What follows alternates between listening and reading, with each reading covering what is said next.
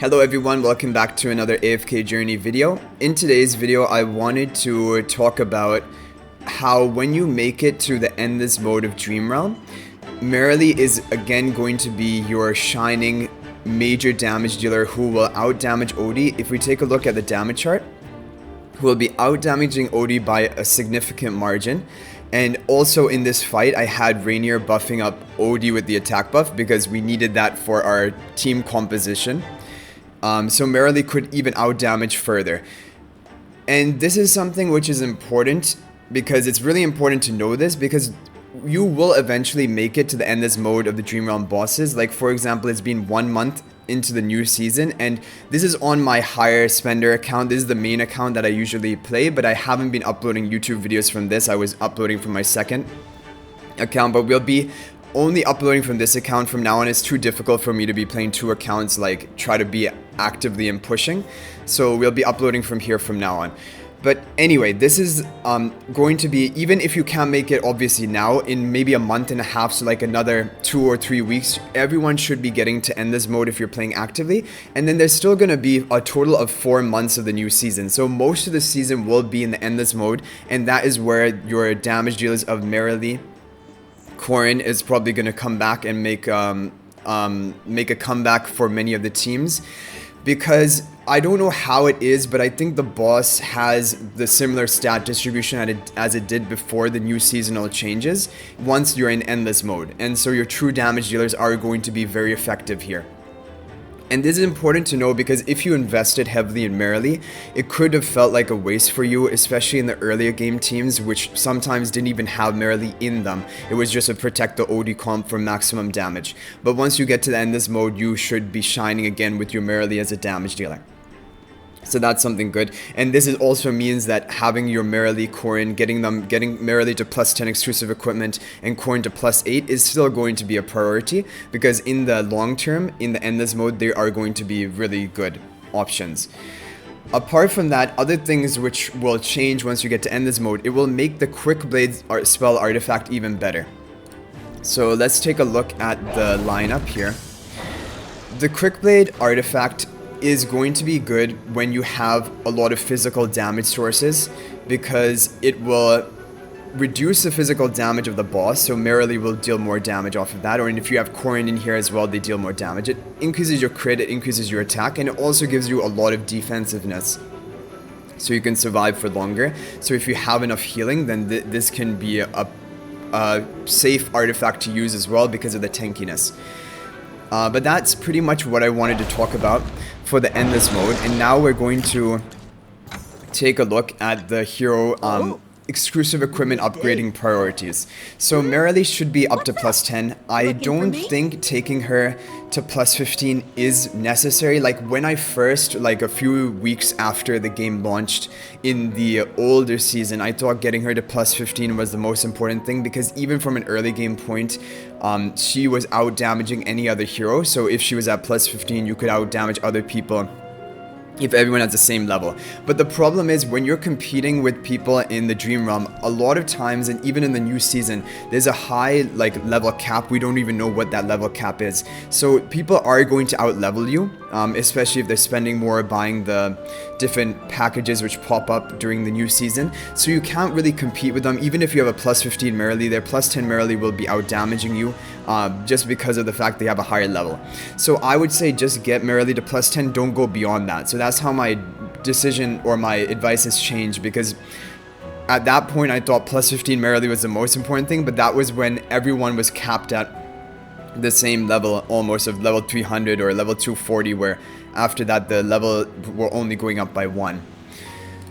So, and then Odie, I would say get to +15 because that will help in Dream Realm, but also mainly for the AFK stage pushing and PvE content, and even Arena. He's a good Arena hero. Mainly my opinion now is that only take a hero to +15 if they are going to do well for you in the Arena as well.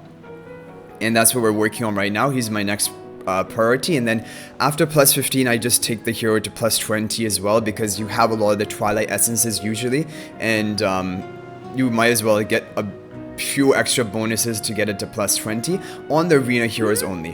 What's up? And Corin, what I've done for him is I've left him at +8, and I don't think he needs to go beyond that because I've discussed this before, but if you take a look at his +10 skill, it will increase the additional true damage to 2.5% of the target's max HP, but the thing is, if you're talking about Dream Realm bosses, they have such a high max HP that this is not going to be the limiting factor, it's actually going to be limited to 40% of Corin's attack.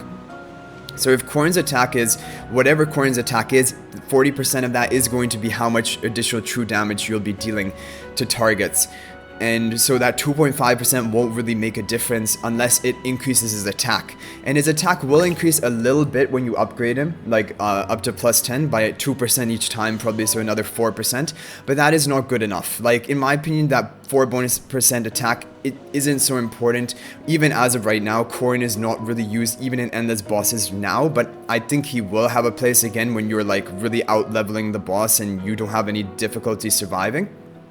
But I say +8 because you see these other stats, attack speed and crit percent, which are really valuable stats. They're even more valuable than the attack percent. You get these to maximum level just taking a hero to +8, and that's why a lot of heroes you're going to leave at +8 unless they have a very impactful +10, which this one doesn't do it because it doesn't actually... I mean, it would only be more useful for like PvP content where your max HP becomes a limiting factor of the target's max HP. But if your attack is your limiting factor, it only really increases your damage based on however much you can increase your attack by in those 2 levels, which... yeah, so basically, after +8, don't do it for stats upgrades, do upgrades if the +10 exclusive equipment is very valuable, because you have a lot of heroes that you want to upgrade. And then, same thing kind of goes for Tsia, but for Tsia, because she's also used in the Necro Drake and Dream Realm boss. But for her even, I didn't take her past +5 because it cost temporals. And these other stats are not going to increase their damage by much. And again, if you're talking about endless mode, your heroes are not going to have any difficulty surviving. And Tsia, even right now, doesn't have any issue surviving Necro Drake and boss. She will die towards the end, but that is what happens until you're at like out leveling the boss. But this increase in like vitality and crit resistance and defenses, it's not enough to make any meaningful difference. Like, I would only do it if there were really offensive stats here that would like crit percent or something to increase her damage, because she also, even though she's a tank, she deals damage, but there is none of that. So that's why I left her at +5. But Shakira is now the other one we have to talk about. So Shakira to +10 is going to be a priority, but after the other ones are all done. I would not take Shakira to +10 until you have Marilee +10, OD +15, and Corin +8. Your key Dream Realm damage dealers. And then you can take Shakira to +10 if you want, or you can just focus more on PvP and leave Shakira at +5. Because Shakira will do his job at +5, even if you're running him in the Snowstomper boss. He will do fine at +5. He is still probably the best option. And in terms of his stats that he gets, crit resistance, again, doesn't matter much. Defense penetration increases his damage, but he's not a major source of damage. It's mainly you want his +10 exclusive equipment so that his attack bonus can be shared with OD when OD gets teleported into the front with Rainier's position swap. So that's basically what I wanted to discuss in the endless boss mode, because it is an important game mode. You want to be optimizing for this, and I wanted to give you an idea of the fact that Marilee is going to be a key damage dealer, and even I'm expecting soon Corin will be used in a lot of these Dream Realm and endless modes. Floribel is another hero a lot of people are using in the earlier stages. I don't know if she will be the best option for endless, because even though Floribel contributes a lot of damage, let's do one more run of this with Floribel, because Floribel is another recommended hero here instead of Marilee, but I don't think it will out damage. We'll take a look. We'll swap to have Marilee to Floribel, because like I mentioned, when you're in endless mode, the damage from Marilee is the highest of any other hero. So if you're not including her in your lineup, you're going to lose out on your damage. Well, let's begin on. So we can try with this team again. We can do a quick blade spell. Even though it doesn't increase OD's damage, I feel like quick blade spell has had the best success for me in most of the Dream Realm bosses. Evocation spell can be good if you need some more survivability, But yeah, so we'll see Floribel's damage. That's the most important thing we want to check at the end of this fight. But even though she has all of these summons and they're all dealing damage, I don't think it compares with Marilee's damage. Marilee's damage was over 10 million, or 10 billion actually, right? Because now we're in, yeah, now we're in billions, so 10 billion damage. I think 10.5 or so. And we'll check Floribel's after this. If Floribel can allow your team to survive for longer, which sometimes it can in the Alpha Bear boss specifically, then there may be an advantage to picking her over Marilee. But again, once we get deeper into Endless Mode, and if we have like another 50 levels on our heroes, and no one is dying throughout the entire fight, then that's where I think Marilee is just going to shine. And even right now, it didn't increase our survivability by much. Everyone still kind of died at the similar time, and our damage contribution is lower.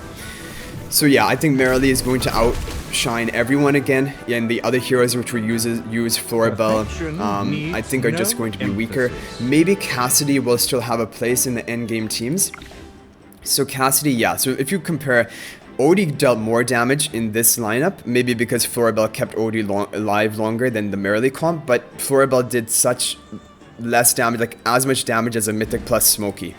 So that is why Floribel is not going to be an option for maximum damage. But yeah, Cassidy is another hero I didn't mention.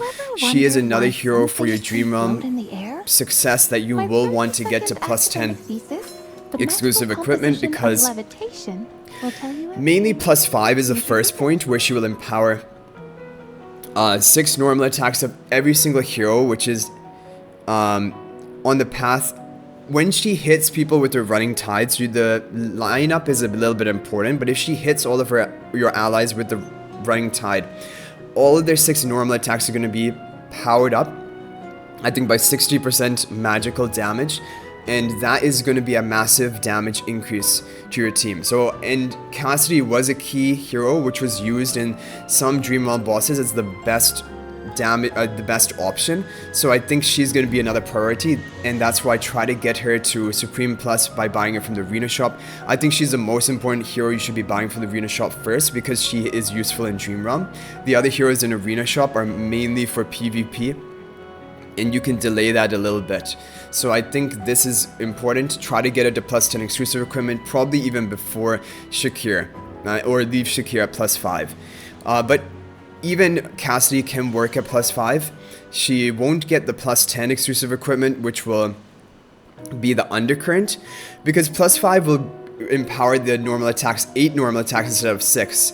But then on plus 10 exclusive equipment, there's another hit, Undercurrent attack that happens each time damage is taken from tile strength, and it is going to be, so if for example you have all of your allies powered up by this for 8 normal attacks, and there are 4 allies there, 4 times 8 is 32, so that is 32, and 6 goes into 32 5 times, so there will be 5 bonus undercurrents, and each one deals 280% magic damage of Cassidy's attack.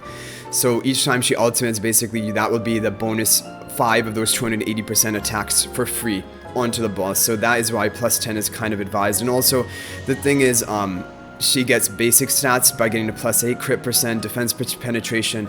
So she is another key Dream Realm hero, which also will probably do well in the endless modes, but I'll update you guys on that, which team comp she's the best in. She might not be the best in these Alpha Bear and Lone Gaze, but if I remember correctly, I think she was one of the best options for,